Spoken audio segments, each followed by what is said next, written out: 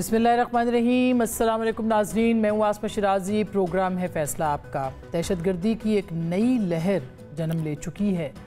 जन्म तो पहले से ले चुकी है, मगर अब उसमें बहुत बढ़ावा उसको मिलता चला जा रहा है। कल आपने देखा तुर्बत में नेवल बेस पे अटैक हुआ, उसको नाकाम बनाया गया, चारों दहशतगर्दों को वहीं पर ख़त्म कर दिया गया। और आज दिन में ये अफसोसनाक वाक़या बशाम, जो कि सवात के बिल्कुल करीब है, खैबर पख्तूनख्वा में, वहाँ देखने को मिला कि 5 इंजीनियर जो कि चीनी बाशिंदे हैं और उनके साथ एक पाकिस्तानी, 6 अफराद जो हैं वो जाँ बहक हुए इस सानहे में, इस हादसे में। और अब से थोड़ी देर पहले जो इत्तलात आ रही हैं वो ये कि चीन ने पाकिस्तान से मुतालबा किया है कि वो थॉरो इन्वेस्टिगेशंस इस मामले के ऊपर करे। वज़ीर आज़म वहाँ तशरीफ़ ले गए चीनी सफारत खाने में। सदर मुमलिकत ने इसके ऊपर ताज़ियत का इजहार किया है, इसको अफसोसनाक करार दिया है। पाकिस्तान के वज़ीर आज़म ने, वज़राए आला ने, तमाम क़यादत ने, जिसमें कि मिलिट्री क़यादत भी है, सब ने इसके ऊपर अफसोस का इजहार किया है। लेकिन ये सवाल बहुत बड़ा है कि ये एकदम से जो नई वेव आई है, इसके मकासद क्या हैं, इसके पीछे क्या है, क्या सी पैक रिवाइव हो रहा है, ये एक बुनियाद है। कुछ दिन पहले आपने TTA की एक लीक्ड वीडियो भी देखी होगी जो गुल बहादुर ने की तरफ से है, जो अफ़गान कमांडर हैं TTA के, और वो पाकिस्तान पे अटैक्स के हवाले से बात करते सुनाई भी देते हैं। क्या ये वहाँ से लिंक्ड है या कहीं और से है? ये सवाल आज के इस प्रोग्राम में हम रखेंगे। लेकिन ये बहुत ही इस वक्त पाकिस्तान के लिए सबसे बड़ा और संगीन मसला बन चुका है। इसके साथ साथ अगर आप देखें जो पाकिस्तान के अंदरूनी मामलात हैं या सियासी मामलात की बात हो रही है, मईशत हो, सियासत हो या समाज हो, उसके ऊपर इस दहशतगर्दी के बहुत ज़्यादा उसका एक, जिसे कहना चाहिए, असरात मुरतब होते हैं। और ख़ास करके मईशत के हवाले से जो इस वक्त पाकिस्तान जो है वो कंसर्न्ड है। लोकल पॉलिटिक्स की तरफ अगर आएँ, जिसके ऊपर आज के इस प्रोग्राम में बात करेंगे, उसमें आज 190 मिलियन पाउंड स्कैंडल जो था उसकी भी तहकीकात थी अडयाला जेल के अंदर। और इमरान खान साहब और उनकी अहलिया वहाँ पे थे। वहाँ पे उनकी जो अहलिया हैं, उन्होंने, बुशरा बीबी साहिबा ने कुछ संगीन इल्ज़ामात भी आयद किए हैं पाकिस्तान की मुक़्तदरा के हवाले से। और ये एक दिलचस्प बात है कि उस दौरान इमरान खान साहब उनको ना सिर्फ खामोश कराते रहे, बल्कि ये भी कहते रहे कि आप ये गुफ्तगू ना करें। उनकी बहन जो है, उन्होंने भी इसके ऊपर एक क्लैरिफिकेशन दी है। वो क्या है, उस पर हम ज़रूर बात करेंगे। फिर तहरीक इंसाफ की कोर कमेटी के अंदर कल क्या हुआ, उस पर बात करेंगे। और सेनेट इंतखाबात में खैबर पख्तूनख्वा से सरप्राइज़ मिल सकता है, पाकिस्तान पीपल्स पार्टी ये समझती है।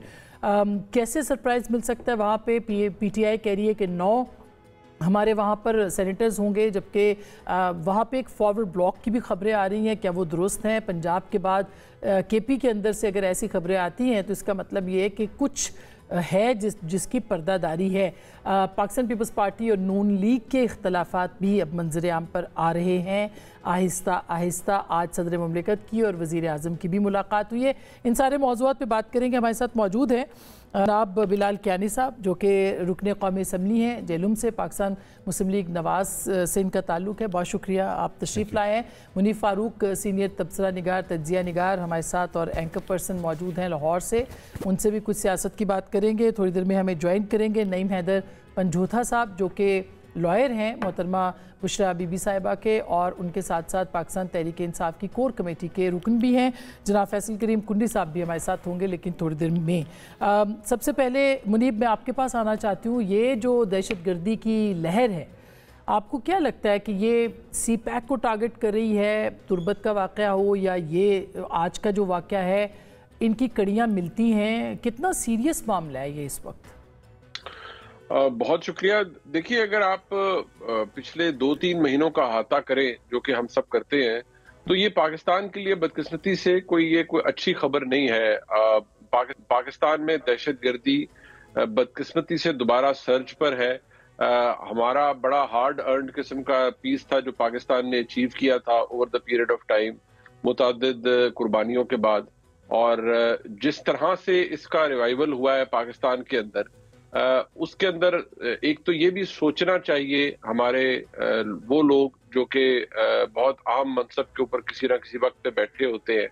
जब कोई एक फैसला होता है, जब अफगानिस्तान के अंदर तालिबान हुकूमत आई तो यहाँ तो खुशी के शादियाने बजाए गए, और कहा गया कि जी वहां पर तो जैसे बहुत बड़ा इनकलाब आ गया और बहुत पाकिस्तान की भी उसमें फतह हो गई।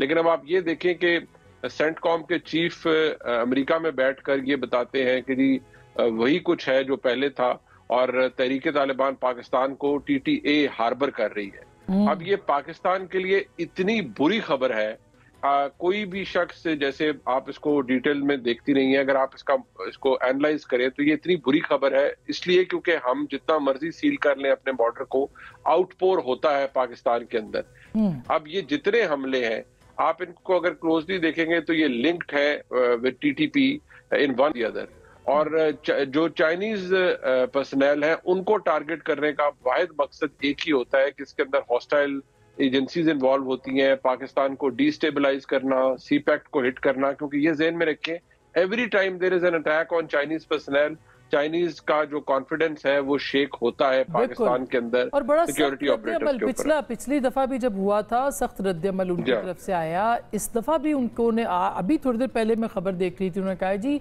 हमें इसके ऊपर तहकीकात चाहिए, हमें लोगों को कैफरे किरदार तक पहुंचाना है। तो मुनीब अब यही बात है कि पाकिस्तान अब एक मरतबा फिर CPEC को रिवाइव करने जा रहा है। तो आपने जैसे खुद कहा कि बहुत सारी चीज़ें पसे पर्दा होती हैं, उस पर हम बात नहीं कर सकते, लेकिन तुर्बत में ये अटैक में फैसल करीम कुंडी साहब भी आ गए हैं। तो आपकी बात को आगे बढ़ाते हुए कुंडी साहब, आपको क्या लगता है ये जो बेशाम में हुआ है इसके ऊपर आपने ख्वाजा आसिफ साहब की कुछ दिन पहले स्टेटमेंट देखी थी, आपने सुना था उनको, उन्होंने कहा कि जी अब वक्त आ गया कि इन लोगों को जो कि पिछली इस्टेब्लिशमेंट के किरदार हैं उनको पेश किया जाए पार्लियामेंट के सामने और बताया जाए कि क्या हुआ है। क्या हम लिंक कर सकते हैं कि ये वही उसी सिलसिले की कड़ियाँ हैं जो अब आहिस्ता आहिस्ता सामने आ रही हैं? बिस्मिल्लाहिर्रहमानिर्रहीम। देखिए आसमा, ये आज की बात नहीं है, काफ़ी अर्सा है जब उस वक्त अदम एतमाद भी कौमी असम्बली में यूथ और PTI की हुकूमत और वहाँ के प्रोग्रामों में कहते थे कि हालात ख़राब हैं, और यहाँ पर इस्लामाबाद में वो रियलाइजेशन नहीं हुई थी कि हम मजाक कर रहे हैं या कोई, ठीक है। तो वो इस वक्त जो सिचुएशन है खैबर पख्तूनख्वा की और बलूचिस्तान की, और अब तो ओपनली आपको पता चल रहा है जो अटैक्स हो रहे हैं, अभी रिसेंटली डेर इस्माइल खान में जो हुआ, फिर कल रात को बलूचिस्तान में हुआ, आज यहाँ पर हुआ। तो अभी भी हम ख्वाजा साहब की स्टेटमेंट देखी, लेकिन अभी हम लेट हैं। हमने जो 16 महीने की हुकूमत की थी, अगर हम उस वक्त ये सिलसिला शुरू कर दे तो आज कहीं ना कहीं हम पहुंचे होते हैं। लेकिन आज भी क्यों नहीं हुआ? उस वक्त तो आप भी साथ थे। हाँ, होना चाहिए था। लेकिन अभी भी देखें, उस वक्त के लोग जिन्होंने कहा था कि हम इन मिलिटेंट्स को ला रहे हैं और ये पुरअमन होंगे, हथियार नहीं उठाएंगे, और जिन्होंने हथियार उठा लिए हैं, तो कौन जिम्मेवार है उनका? उनको सेटल किया गया बाकायदा वहाँ से। आप कहें कि हम ला रहे हैं मिलिटेंट्स और वो हथियार नहीं उठाएंगे, तो हथियार तो उठा लिए उन्होंने। और वो जिस तरीके से टारगेट्स कर रहे हैं, चाहे पाक फौज के नौजवान हैं, चाहे पुलिस के हैं, चाहे सिविल सोसाइटी के हैं, चाहे जैसे पोलियो वर्कर्स हैं, बाकी चीज़ें, या इस किस्म की जो आज डेरा इस्माइल खान में भी बाय द वे आज हुआ है ऑपरेशन उन्होंने की है, उससे पहले फौजी कानवाई पर अटैक हुआ है। तो आज जो चाइनीज़ जो जिस तरीके से पहले भी कई दफ़ा वाक़यात हुए हैं, देखें हमने हमेशा अफगानिस्तान से ये बात की है कि आपकी सरजमीन पाकिस्तान के ख़िलाफ़ इस्तेमाल हो रही है, कई दफ़ा, और 1.5-2 साल से बात कर रहे हैं। और फिर जब हम अपने टारगेट अटैक करते हैं तो फिर PTI वाले चीखते हैं कि आप लोग क्यों कर रहे हैं? भाई, आपको पाकिस्तान की अमन अजीज़ है या आपको पड़ोसी? हम तो कहते हैं हमारे ताल्लुकात पड़ोसियों के साथ अच्छे रहें, लेकिन अगर उनकी सरजमीन पाकिस्तान के खिलाफ इस्तेमाल होगी तो हम क्या करेंगे? तो क्यों आपके ख्याल में तहरीक इंसाफ क्यों नहीं चाहती? I don't know. पहले वो दफातर खोलना चाहते थे, फिर उन्होंने कहा कि ये पुरअमन रहेंगे, अभी वो कह रहे हैं कि आप उनको कुछ ना कहें। तो मुझे इनकी समझ नहीं आ रही कि क्या चाहते क्या हैं। और देखें, इस वक्त खैबर पख्तूनख्वा जिसमें PTI की हुकूमत है, उनके लिए बड़ा मतलब है कि आपकी हुकूमत इस सूबे में, अगर अमन अमान की सिचुएशन इस तरह की ख़राब हो, और मैंने पहले भी कहा है कि फेडरेशन और सूबे का ताल्लुक जो है एक स्मूथ होना चाहिए, क्योंकि इसमें आपने दहशतगर्दी के खिलाफ अगर जंग करनी है, ऑपरेशन करना है या बाकी चीज़ें करनी है, तो आपकी कोऑर्डिनेशन सूबे और मरकज़ की आपस में अच्छी होनी चाहिए।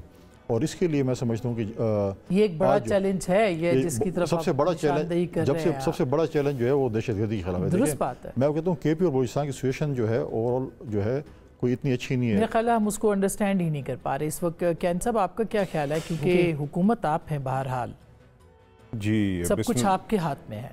बिस्मिल्लाहिर्रहमानिर्रहीम। आसमा साहब, शुक्रिया जी अपने शो में दावत देने का। देखिए, ये मामला नहायत संगीन भी है, और आप सही कह रही हैं कि जहाँ हमने हुकूमत संभाली थी तो मुआशी चैलेंजेस हमारे सर फहरिस्त थे, मगर जिस नोयत के अब ये हमले हुए हैं, जिस तरह के हालात हमने मीर अली में देखे, तुर्बत में, बेशाम में, DI खान की बात हुई, ये यकीनन तशवीशनाक है और इसको हमें सीरियसली लेना होगा। देखिए, आपको याद होगा 2013 से 18 के दरमियान भी इससे काफ़ी ज़्यादा शिद्दत थी। 2013 में जब हमने हुकूमत संभाली थी, 2008 में 2008 के बाद जी 2000 बिल्कुल जी, हम तो उस वक्त बात गए भी तो आपका तो जी बिल्कुल तजर्बा भी रहा है, you been on the front line ji.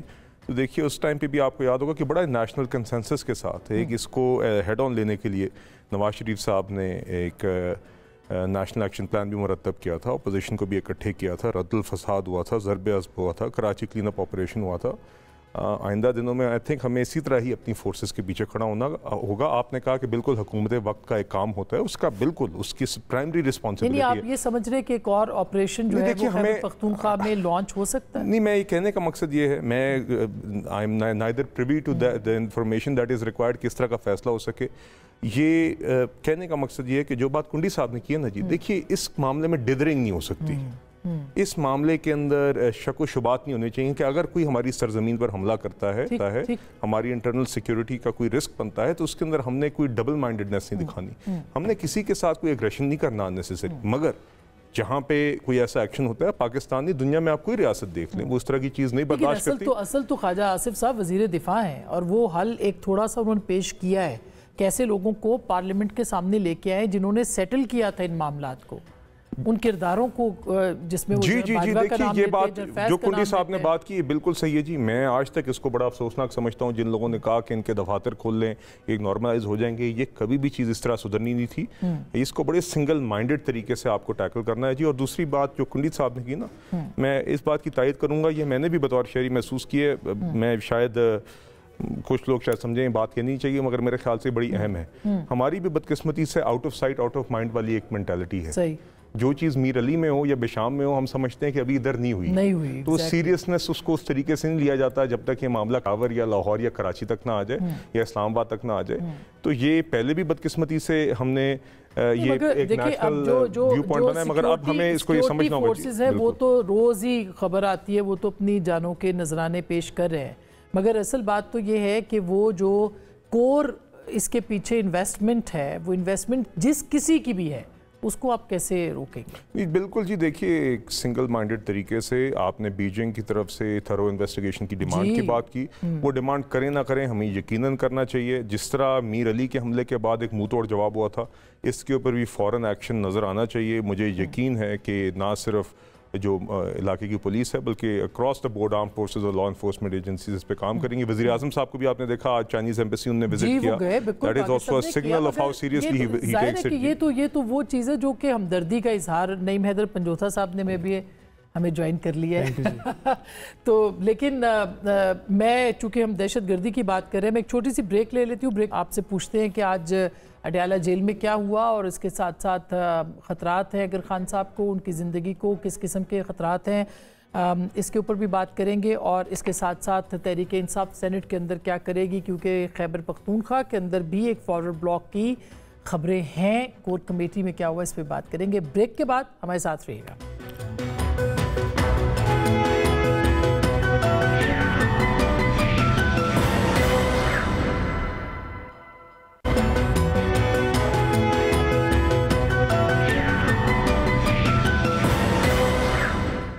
Welcome back. एक दफ़ा फिर आपको खुश आमदीद कहते हैं। अब नईम हैदर साहब, आप चूँकि थोड़ा अभी आए हैं, तो फैसल करीम कुंडी साहब ने दहशतगर्दी के हवाले से बात की। उन्होंने कहा जी खैबर पख्तूनख्वा मिल के हमारे साथ दहशतगर्दी का खात्मा करेगा तो होगा वहाँ, मगर वहाँ पे एक सिंपथी है। मैं अपने लफ्ज़ों में ये कह रही हूँ, इनका कहने का मकसद ये था। टीटीपी और पीटीआई के बारे में जो इल्ज़ामात लगते रहे हैं और फिर फैसिलिटेशन की भी बात होती रही है, दफातर खोलने की बात होती रही है, क्या इस वक्त यही सबसे बड़ा चैलेंज है कि आप लोग एक पेज पे नहीं हैं? और इसका और फिर जो सेटलमेंट हुई है आपके दौर में, पिछले दौर में, उसके ऊपर भी बहुत से सवाल आते हैं। बहुत शुक्रिया जी, आपने मुझे मौका दिया। देखिए ऐसी बात बिल्कुल नहीं है। ये हमारे ऊपर एक इस टाइम के ऊपर जब ऐसे संगीन माहौल के अंदर हमारे मुल्क में सारी सूरत हाल चल रही है, और आज भी अगर आप देखें तो हमने जो अलामिया जारी किया है पाकिस्तान तहरीक इंसाफ की तरफ से, उसमें ये वाज़ह तौर पर जो वाक़या आज हुआ है, वहाँ पर शहीद हुए हैं लोग, उनके ऊपर हमने बड़ी गहरी तशवीश का इज़हार करते हुए और उनके साथ खड़ा होने की हमने बात की है।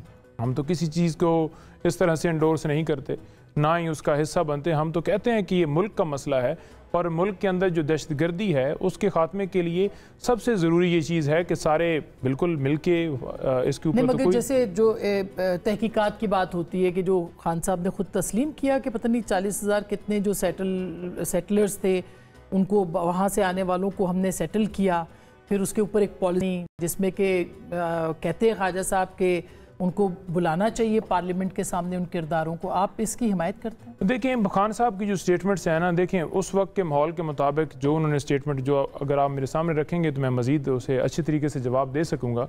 लेकिन मेरी मुलाकात पिछले दिनों भी हुई, दहशतगर्दी वाले मामले के ऊपर बड़े वो ज़्यादा कंसर्न होते हैं और अफ़गानिस्तान के हवाले से भी उनके ऊपर लगाया जाता है कि शायद ये अफ़गानिस्तान को करते हैं, दहशतगर्दी की ये अलामत है।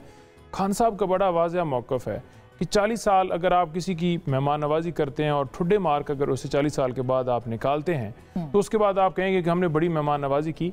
एक प्रोसीजर है, एक लॉ है, एक तरीकाकार है कि आप किसी को अगर आपने उसकी नेशनैलिटी ही देनी है या नहीं देनी तो उसका एक प्रोसेस है कि उसके तहत आप किसी के बच्चे ये तो और बात है, लेकिन जो उन्होंने कहा कि हम वहाँ से लोगों को लाए, हमने सेटल किया वहाँ पे, जिस पे एतराज़ होता है, वो तो उनकी स्टेटमेंट ऑन द रिकॉर्ड है ना। देखिए मैंने वो स्टेटमेंट नहीं देखी उसके ऊपर। आप कुछ कुंडी साहब कहना चाहे थे इस पे? नहीं, मैं एक चीज़ से उससे एग्री नहीं किया। नईम साहब ने एक बात की ना कि हमने थोड़े मार के लोगों को निकाला है, मैं इस चीज़ से एग्री नहीं किया था। देखें बात यह है कि हमने उनकी मेहमान नवाजी की है, हमारे लिए अभी भी वो काबिल एहतराम है, उनके ऊपर मुश्किल टाइम हमने गुजर दी है। लेकिन क्या आप हमें बता सकते हैं कि आप किसी भी मुल्क में दुनिया के एक पाकिस्तानी कोई हो, कितनी जेलें भरी हुई हैं कि आपके पास वीज़ा नहीं है, आप ऑफिशियल डॉक्यूमेंटेशन आपके पास पूरी नहीं है और आप चले जाएं जेल में। हमने तो उसके बावजूद भी अनऑफिशियल डॉक्यूमेंटेशन के बावजूद हमने उनको रखा। आज अगर हम उनको कह रहे हैं कि आप अपना डॉक्यूमेंटेशन ऑफिशियल करें, अगर नहीं तो आप वापस जाएं और इज्जत के साथ जाएं, तो इसको आप थोड़े नहीं कह सकते। रिसेंटली जब एक वाक़या हुआ था, जब अफगानिस्तान में हमने टारगेट ऑपरेशन किया था, उसमें अब मुझे नहीं पता कि इनके पार्टी के तर्जुमान कौन है इस वक्त, क्योंकि मैंने पहले कहा कि 5 फ्रेंचाइज हैं, उसमें भी खान साहब की स्टेटमेंट आई थी कि आपने गलत काम किया है। शुरू में आपको बताता चलूँ कि आपने कहा था कि दफातर खोलें, आपने कहा था ये पुरअमन तौर पर सेटल होंगे, ये आर्काइव्स में पड़ी हुई हैं, ये अभी टीवी क्लिप्स हैं जिसमें आपने कहा था कि यहाँ पे ये पुरअमन तौर पर सेटल, पूरी दुनिया को पता है। अगर सिर्फ आपको शायद ना पता हो, लेकिन ये एक हम आज भी कहते हैं कि पाकिस्तान के खिलाफ जो भी है उसको सियासत अपनी जगह असल बात तो ये है कि उनके लीडर तो जेल में है ना, जो बाकी किरदारों की बात हो रही है उनसे भी तो तहकीकात सियासत अपनी जगह पे। लेकिन मैं समझता हूँ कि अमन के हवाले से या दहशतगर्दी के हवाले से मैं समझता हूँ कि इस पे तमाम पॉलिटिकल पार्टीज को एक पेश होना चाहिए। अच्छा, ये इससे पहले कि मैं आपके पास आऊँ, मुनीब ये बताएं कि थोड़ा सा सियासत की तरफ अगर आते हैं, आज आपने देखा होगा अडयाला जेल की जो स्टोरी आई है सामने, जिसमें कि इल्ज़ामात लगाए हैं बुशरा बीबी साहिबा ने, और वो बड़ी कंसर्न्ड हैं कि खान साहब को ख़तरा है। क्या आपको लगता है कि वाकई खान साहब को ख़तरा है? और जो इल्ज़ामात के बाद की क्लैरिफिकेशंस आ रही हैं वो फिर क्यों आ रही है? बैरिस्टर गौहर ने भी क्लैरिफाई करने की कोशिश की है, फिर उनकी बहन का भी एक ट्वीट हमने देखा है बुशरा बीबी साहिबा की, तो इस बारे में कुछ इत्तलात है आपके पास? जो रिपोर्ट हुआ है आसमा शराजी साहबा, वो तो हमारे सामने है।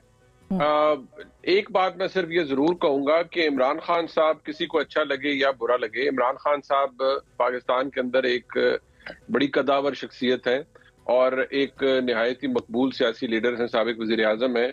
उनको अगर कोई खुदा न खास्ता उनको कोई नुकसान पहुंचता है, यानी उनको कोई हार्म होता है और जब वो रियासत की तहवील में है, तो इसकी ये इतनी बड़ी लायबिलिटी है, कोई इससे बर्दाश्त नहीं कर पाएगा। और मेरे ख्याल में कोई भी नहीं चाहता कि इमरान खान साहब को ऐसा कोई नुकसान पहुंचे, ना ही कोई इमरान खान साहब के खिलाफ इस तरह की कोई साजिश कर रहा है कि इमरान खान साहब की खुदा न खास्ता उनकी जान ले ली जाए या उनको जेल में कोई ऐसा नुकसान पहुंचाया जाए।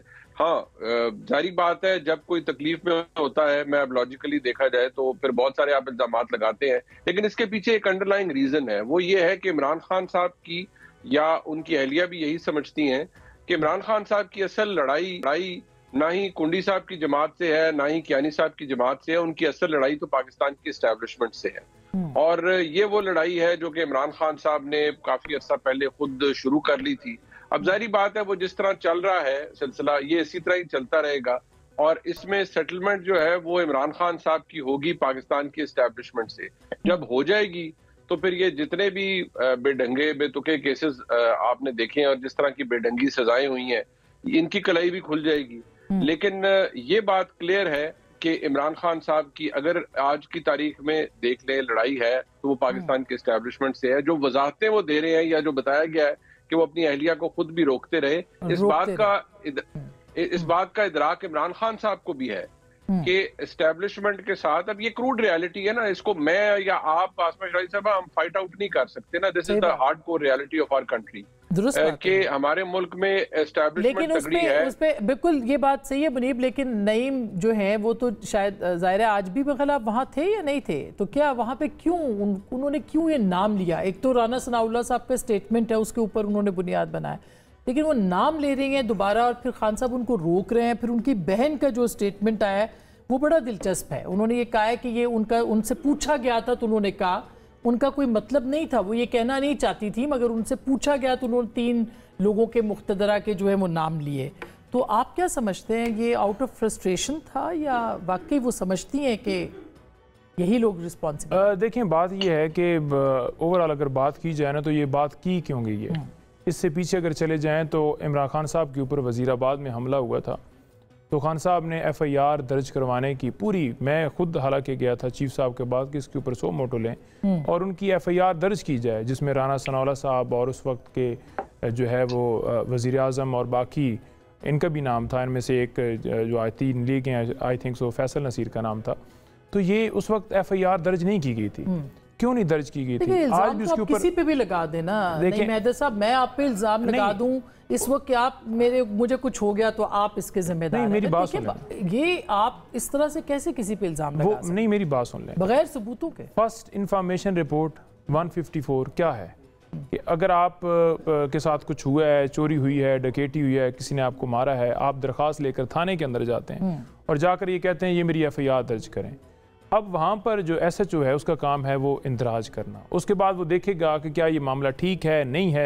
अगर उसने खारिज करनी हुई FIR वो खारिज कर देगा, इस वक्त की बात FIR ही दर्ज नहीं हुई। इस वक्त भी यही पोजीशन है। इस वक्त की बात राना सनाउल्लाह ने आज खान साहब खुद रोकते रहे हैं कि ये मत बात करें, इस तरह मत बात करें, तो इसका मतलब क्या है? इसका मकसद ये है कि एक मरतबा फिर आप वो ब्लेम गेम जो है उसके ऊपर जाना चाहते हैं। नहीं, ब्लेम गेम नहीं, बिल्कुल ठीक ठाक है। नहीं, देखें, पहली बात तो बिल्कुल ठीक है कि आपने जो बात की बिल्कुल ठीक है, अल्हम्दुलिल्लाह बिल्कुल वो खैरियत से हैं, लेकिन और अल्लाह उनको खैरियत जी, लेकिन अगर आप देखें बयानात इनके, तो राना सनाउल्लाह साहब का बयान किसी प्रोग्राम के अंदर बैठे हुए वो कह रहे हैं कि मैं जनाब ये जो बानी PTI है इसका वजूद जो है जब तक ये है आगे मुल्क नहीं जा सकता और इसका वजूद ही मसला है। फिर इसी तरह मरीम औरंगजेब साहबा तो इसका वो मतलब कह रही हैं कि वो कि उसका सर कलम करना चाहिए। खतरा है तो इसका मतलब ये कि वो ये कह रहे हैं कि इनका वजूद नहीं होना चाहिए। वजूद नहीं होना चाहिए, वजूद नहीं होना चाहिए, क्योंकि जब तक ये हैं तब तक हमारा मुल्क, कुछ कहना चाह रहे हैं। अच्छा, मैं फिर बिलाल तब तक हमारा मुल्क आगे नहीं जा सकता। ठीक बात है। तो ऐसी सूरत हाल के अंदर जब हुकूमत उनकी है, जिनकी कस्टडी में वो हैं, जो मुखालिफ है हमारे,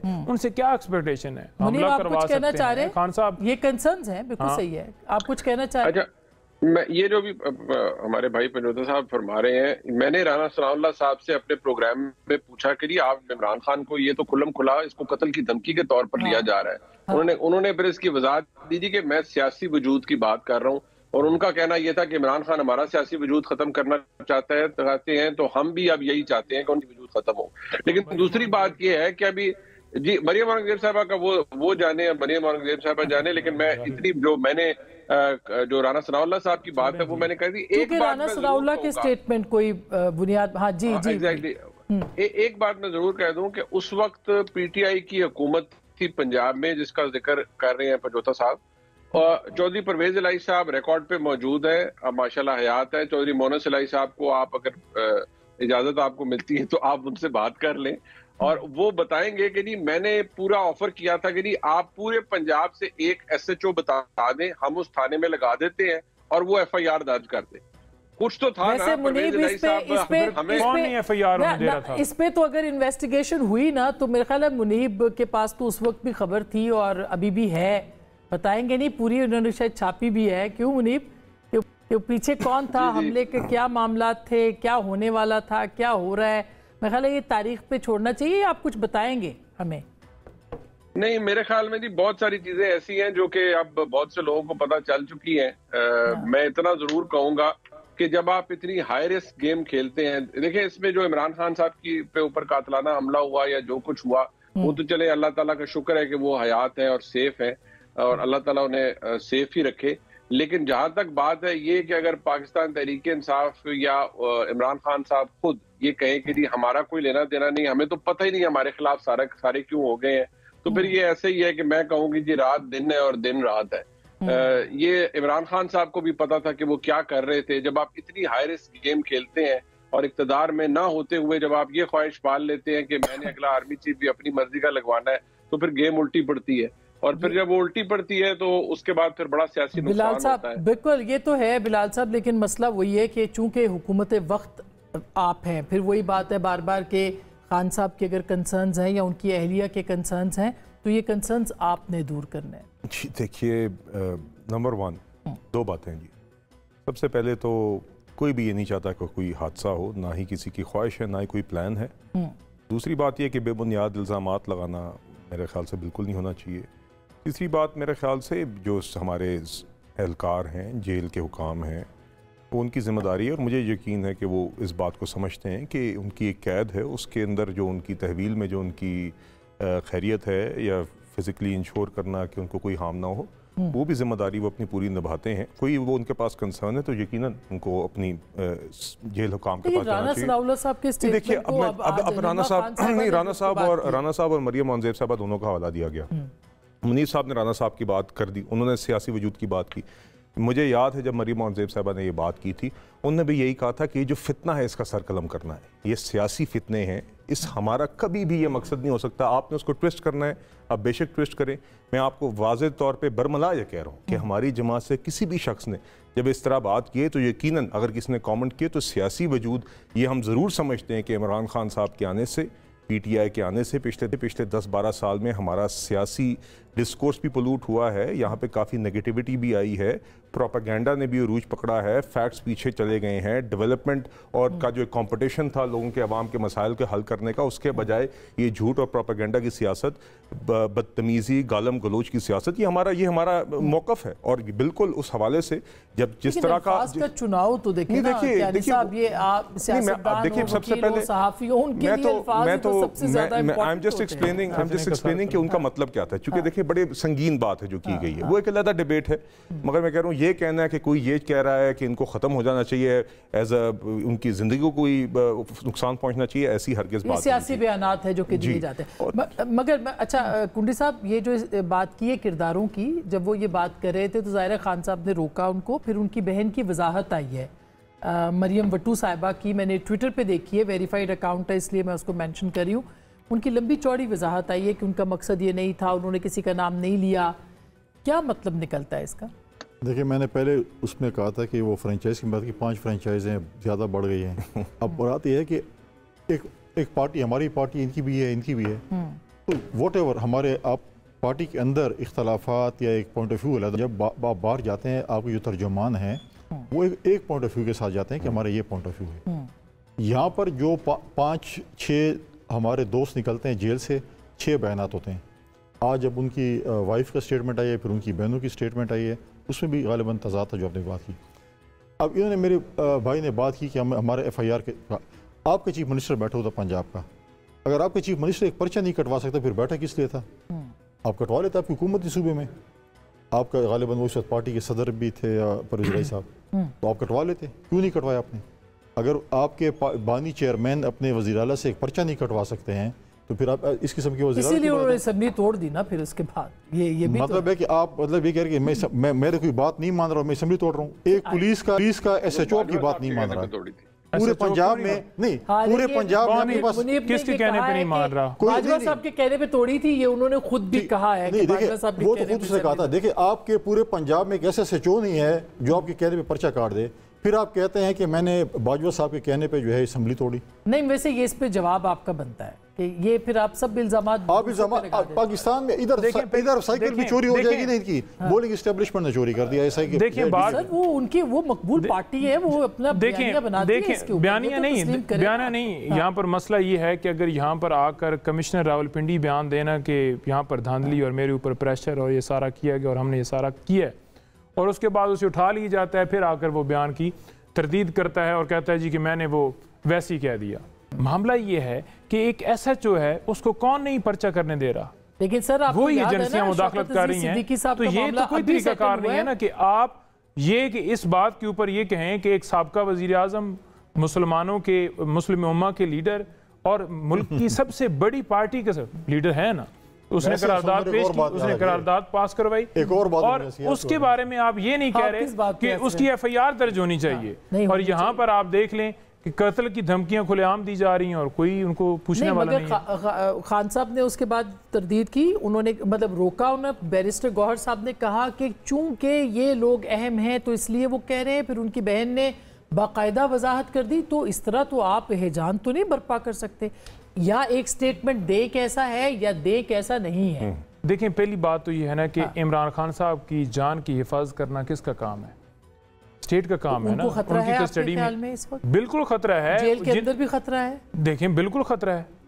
तो फिर क्यों नहीं खतरा रखा जाए? क्यों नहीं देखें, जब ऐसे लोग बयान देंगे जिनकी कस्टडी के अंदर वो हैं और वो सुपरविजन करेंगे। अब मरियम नवाज साहबा इस वक्त सूबे की वो वज़ीर आला है, सो कॉल्ड वज़ीर आज़म है। भेज दिया जाए। नहीं, हम ये नहीं कहते। अच्छा। हम ये कहते हैं कि जिन्होंने पहले बयान दिए हैं, जिन्होंने इमरान खान के ऊपर हमला करवाया है, उनके ऊपर FIR हो, जो उनके अंदर मुलव्वस हैं उनको कैफरे किरदार तक पहुंचाया जाए। और मेरे पास क्यों चली जाएगी? आप जाके KP में FIR करवा लें। आपका CM बैठा हुआ है, जाके FIR करवा लें KP में। देखिए, KP में हम FIR करवाते हैं। मैंने भिजवाई है अली मीर गंडापुर साहब को। अली मीर गंडापुर, देखिए हम तो करने के लिए तैयार है। मैंने कहा है उन्हें, लेकिन जिनकी हुकूमत वफाक में है, जिनकी हुकूमत पंजाब में, वो क्यों नहीं करे? यानी कि ये मुल्क नहीं है, आप पाकिस्तान के अंदर नहीं है। अगर सो कॉल्ड हुकूमत फॉर्म 47 की जो हुकूमत है, चलो आप फॉर्म 45 वाले हैं ना। फॉर्म 47 की हुकूमत है। नहीं, फॉर्म 45 वाले तो नहीं है इक़्तिदार। आप हैं ना 45 वाले। उनका हक बनता है कि हर शहरी की बुनियादी हकूक, हर शहरी की बुनियादी हकूक। हम सारे गलत हैं। KP में फॉर्म 45 वाले हैं। आप जाके कल FIR करवा लें, मैं आपको मानता हूँ। देखें, उसके लिए मैंने कहा है, उसके लिए करेंगे। लेकिन क्या जवाब ये है, क्या इसका जवाब ये है कि थाना को सार का SHO है, उसके पास मैंने दरखास्त की है, वो का नाम ले रहे हैं, मैं तो नहीं ले सकती, वो उनके खिलाफ FIR काटेंगे। देखिए, राना सनाउल्लाह और मरियम औरंगजेब इनके खिलाफ FIR के लिए जिनका नाम कोर कमेटी देखें, उनके हवाले से उन्होंने कहा है कि अगर उनको कुछ हुआ तो हमें ये है कि उनकी हिफाजत करना उनका काम है। रिपोर्टर्स कुछ और कह रहे हैं, वजाहत बाद में जो आई है वो और है। नहीं, मैं देखें, वो हमें कहेंगे, उनकी फैमिली कहेगी, खान साहब कहेंगे, तो हम उनके खिलाफ भी दर्ज करवाने के लिए चले जाएंगे। पहली बात। दूसरी बात यह है कि थाना कोसार के अंदर साहिबा को भी नाम नहीं लेना चाहिए था ना। अगर वो सिर्फ गैलरीज के साथ खेलने के लिए नाम लेते, गैलरीज के साथ कैसे राना सनाउल्लाह के ऊपर क्यों नहीं FIR अब तक हुई? क्यों नहीं उसे अरेस्ट किया गया? मरियम औरंगजेब साहबा को क्यों नहीं इस वक्त अरेस्ट किया गया? इमरान खान ने उस वक्त जलसे के अंदर एक जज साहिबा के हवाले से अल्फाज बोला था, उनके ऊपर तौहीन अदालत का मुकदमा बनाकर और हर रोज उनको अदालतों में बुलाया गया, वारंट निकाले गए। ठीक है, आज मुल्क के सबसे बड़ी पार्टी के सरबराह के खिलाफ वो बयान दे रहे हैं। कौन होते हैं बयान? इनकी पार्टी ने कोई उनके खिलाफ शोकात भेजा कि ये क्या लैंग्वेज है कि आप कह रही सर कलम कर देंगे? चला नहीं सकते ना, हम पे पाबंदी है खान साहब की, तो हम स्टेटमेंट्स चला नहीं सकते। हम सुनाते हैं उन्होंने क्या कहा, खुशनुमती है, वरना क्या चीजें चलाते हैं। नहीं चलती। अच्छा, मैं ब्रेक ले लूं, एक छोटी सी ब्रेक के बाद वापस आएंगे। कुंडी साहब, आप क्या कहेंगे? क्योंकि एक तो इस डेवलपमेंट के ऊपर भी और दूसरा खैबर पख्तूनख्वा के हवाले से भी आपने स्टेटमेंट दिया है कि सेनेट इलेक्शंस में सरप्राइज मिलेगा, और वो कहते हैं 9 सीटें हमारी। क्या सरप्राइज है? खैबर पख्तूनख्वा के हवाले से ये तो कह रहे हैं कि ये 9 सीटें जीतेंगे, लेकिन मैं इंशाल्लाह कह रहा हूँ कि हम 5 या उससे ज़्यादा सीटें जीतेंगे। आप इनसे 5 सीटें, 5 या उससे ज़्यादा अपोजिशन जमातें सीटें जीतेंगी। अपोजिशन अब नईम साहब की जमात जो है ना, वो मरकज़ में और सूबों में बड़ी जमहूरियत और आइन और की पासदारी की बातें करती है, और जब इनके सूबे की बात आ जाती है तो आज इनका स्पीकर जो है वो हमारी रिजर्व सीटों की ख़वातीन और जो अक़लियत के मेंबर उनसे हेल्प लेने के लिए तैयार नहीं है। हाई कोर्ट ने फैसला कर लिया हमारे हक में, फिर भी वो होते नहीं रहे। फिर हम अभी हाई कोर्ट में गए, कल उन्होंने सेक्रेटरी इलेक्शन उसको भी बुलाया हुआ है, अपना असम्बली को। फिर अगर आप बहुत ही आइन की पासदारी की बात करते हैं तो फिर आप उधर हल्फ ले लें, अगर नहीं लेने फिर बाकी असम्बली में भी आप शोर शराबा न करें। लेकिन आपने आज स्टेटमेंट दिया कि वहाँ फॉरवर्ड ब्लॉक भी जो है वो सुनने में, मुझे जो बातचीत सुनने में आ रही है कि वहाँ पर जो है, क्योंकि लोग इनके मेंबरान जो हैं बड़े खाइफ हैं, इनके मेंबरान बड़े नाराज़ हैं, और उन्होंने कोई मीटिंग्स भी की हैं, और वो अपने कोई ग्रुप बनाने के चक्कर में पाकिस्तान पीपल्स पार्टी ने कभी भी फॉरवर्ड ब्लॉक को या फ्लोर क्रॉसिंग को फ़रोग नहीं दिया है। इनके अपने मेंबरान हैं, इनके अपने इंटरनल मसले नहीं, हैं। मगर जैसे आप कह रहे हैं कि इतने आपके वोट लेकिन तो मुझे नहीं है, सुनने जितने में आप कह रहे हैं कि सेनेटर वहाँ से मुंतखब हो जाएंगे। देखिए हम तो कोशिश करेंगे, हमारे अपोजिशन की जमातें अगर इकट्ठी हों, देखिए हमारे 52 कैसे, इसलिए कि वो इंडिपेंडेंट्स है। देखिए 52 मेंबर्स हमारे पास हैं। अगर ओथ हो जाता है, अपोजिशन के पास 52 मेंबर्स हैं, इनके पास है 90। तो उसमें 2 जनरल और 2 जो है एक रिजर्व, जो अपना एक खातून और एक टेक्नोक्रेट हम जीत सकते हैं आराम से। ठीक है, एक पे जो है जनरल पे जो हमारा एक कंपटीशन होगा और एक और जनरल पे हम इंशाल्लाह लेंगे। हम अपनी इत्तेहादी जमात के साथ बैठे हुए हैं, अपोजिशन की तमाम जमात के साथ 5-6 सीटें इंशाल्लाह हम सेनेट में निकाल लेंगे। और सेनेटर तलहा इसीलिए आपकी पार्टी में शामिल हुआ है। बहुत से लोग हमारी पार्टी में आएंगे, कोई पाबंदी तो नहीं है। तो इंडिपेंडेंट्स भी आपके साथ राब्ते में है वहाँ से, इंडिपेंडेंट की जमात ये तो टाइम आए फिर बात करेंगे। तो फिर तो इसका मतलब है वो इल्जामात भी लगेंगे कि आप खरीद रहे हैं, खरीदो हम कोई नहीं खरीदेंगे। अगर इन्होंने फ्लोर क्रॉसिंग खत्म करनी है, हाँ। हमारे साथ आके बैठ जाएं, जो कोटा जिसका बनता है उनको बगैर मुकाबले के बना दें। या तो ये बना लेना, जैसे हम हमेशा, जैसे पंजाब में इनके पास ऑफर है। देखिए हमने हमेशा जब प्रेसिडेंटदारी हमारी हुकूमत 2008 से 13 तक, हमने हर सूबे में अपनी शेयर के मुताबिक दे दी थी सीटें। अगर ये कह रहे हैं कि इनकी शेयर जो बनता है, आप भी ऑफर कर रहे हैं, जैसे मैं ऑफर मैं इनको ऑफर कर रहा हूँ, हुकूमत है कितनी सीटों को ऑफर कर रहे हैं? मैं इनको ऑफर कर रहा हूँ कि केपी में इनकी हुकूमत है, आए हमारे साथ बैठे, जो हमारा अपोजिशन का हिस्सा बनता है हमें दे दें, जो इनका बनता है ये ले लें, अदरवाइज फिर सामना करें। इनकी कितनी बनती है और आपकी कह रहे 5 है और उनकी 4 है। बैठ के देखिए, बैठ के मामला हल हो सकते हैं। हम इसके कहते हैं कि अच्छी बात है कि अगर आप पैसे की सियासत को फरोग नहीं देना चाहते, जो इल्जामात लगते हैं उसको ख़त्म कर दें। ये पहले हो चुका है बाय द वे, और पंजाब में भी मलिक अहमद खान साहब ने इसी तरह की, नईम साहब आपको की, मगर आपकी पार्टी में इतने इख्तलाफात हैं। कल भी जो कोर कमेटी में आप भी थे शायद, वहाँ पे इतने क्या, कौन क्या कह रहा है, कहाँ कौन खड़ा है, जमात में पता है सबको? ये जो रिगिंग वाला मामला है ना, ये जो फ्लोर क्रॉसिंग और ये सारा, ये इससे पहले भी इमरान खान साहब ने, जब मेरी मुलाकात हुई है 1 हफ्ता पहले, उन्होंने मुझे कहा कि इस दफ़ा फिर पीपल्स पार्टी का तो ये बिल्कुल वो सामने एविडेंस भी सारी है ना, जिसमें यूसुफ रज़ा गिलानी के बेटे ने वो पैसे देते हुए उसकी वीडियो आ गई थी। वो तो एक खान साहब की भी ऑडियो थी जिसमें उन्होंने कहा था कि 5 बंदे तो मैनेज कर लेंगे। वो देखें, ऑडियो तो किसी की भी बनाई जा सकती है ना, रिकॉर्ड भी किसी की बनाई जा सकती है। कैसे बनाई जा सकती है? किसी और की बना दी नहीं, उसके ऊपर प्रॉपर केस चला इलेक्शन कमीशन में, और उसके खिलाफ कंप्लेंट फाइल करने के लिए इलेक्शन कमीशन ने हदायत दी है। बिल्कुल ऐसे वारंट गिरफ्तारी भी निकले यूसुफ रज़ा गिलानी के बेटे के, आज तक नहीं पकड़ा गया। अब ये दोबारा ये जो कह रहे हैं ना कि वहां पर तोड़ हो रही है, जोड़ तोड़ हो रही है, या हम जो है वो फॉरवर्ड ब्लॉक बनने जा रहा है, ये इसी वजह से कह रहे हैं कि क्योंकि ये कोशिश कर रहे हैं कि लोगों को खरीदा जाए, लोगों को तोड़ा जाए। तो आ जाए ना, बैठ जाए हमारे साथ, बस निकाल लेते हैं। देखिए बात ये है कि जितनी आपकी, क्यों तय कर लें भाई, ठीक है, क्यों तय कर लें? फिर ये जगह याद, फिर आपने पैसे देकर खरीदना है लोगों को। क्या आप ये ट्रेंड सेट करना चाहते हैं? यूसुफ रज़ा गिलानी के खिलाफ अदम एतमाद नाकाम हुई थी ना, तो वोट हमारे गए थे, इनकी तरफ गए थे ना, इनकी तरफ गए थे। तो इन्होंने क्या अलावास से भी मिले थे इनको? इन्होंने फ्लोर क्रॉसिंग नहीं करी थी लोगों से, इनको क्यों लोगों ने वोट दिया? उनको जरूरत नहीं थी फ्लोर क्रॉसिंग की उस वक्त। आपको पता है कैसे मैनेज हुए थे वो लोग? नहीं, तो इनकी तरफ गए थे ना, तो कह देते कि हम इनको नहीं कबूल करते, आपकी मेजॉरिटी आप ले लें। फिलहाल साहब जी देखिए, बात ये वो पंजोजा साहब ने बात की कि हम खान साहब ने कभी ऐसा किया हो तो बताएं। काजी फायज ईसा के खिलाफ जो प्रेसिडेंशियल रेफरेंस था, क्या वो इंतहा नहीं थी? जी आप मुझे बताइए, हमारी मुल्क की तारीख में, नॉट जस्ट द जज हिमसेल्फ एट द टाइम, नहीं, अगर वो इंतहा थी तो फिर इसका मतलब है कि ये बार बार होते रहना चाहिए। अगर उस वक्त मुदाखलत थी तो मैं बिल्कुल भी वो नहीं कर रहा, मैं सिर्फ उस बात का जवाब दे रहा हूँ कि पंजोता साहब ने इस बात को एड्रेस करते हुए कहा कि खान साहब ने कभी किया हो तो बताएं। वो जज ज़ेबा और फिर काजी फायज ईसा साहब के खिलाफ जो प्रेसिडेंशियल रेफरेंस, और जिस तरह वो चलाया गया, जिस तरह मीडिया पे कैंपेन चलाई गई, जिस तरह सोशल मीडिया पे कैंपेन चलाई गई, वो फरोग नसीम और वो क्या नाम है जो उनके थे अकाउंटेबिलिटी वाले शहजाद साहब, उन लोगों ने जिस तरह की कैंपेन चलाई, जिस तरह उनकी फैमिली को उनने रोंदा, तो देखिए ये अब बातें ना करें। आपने सारे शौक अपने खान साहब ने पूरे किए, लोगों की जेलों में दवाइयाँ ना मिलें, उन्होंने, वो SHO भी थे खान साहब और नैब चेयरमैन थे, ये उनका असल शौक था वजारत उज़्मा पे, वो शौक इन्होंने पूरा किया।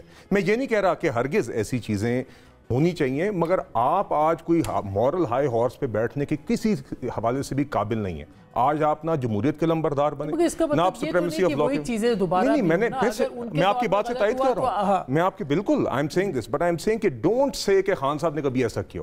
उस मामले में खान साहब माशाल्लाह 5 स्टार परफॉर्मेंस है इनकी, इस तरह की विक्टिमाइजेशन में भी, जुडिशरी को भी रोनने में, जहां पे डेमोक्रेसी को खत्म करने।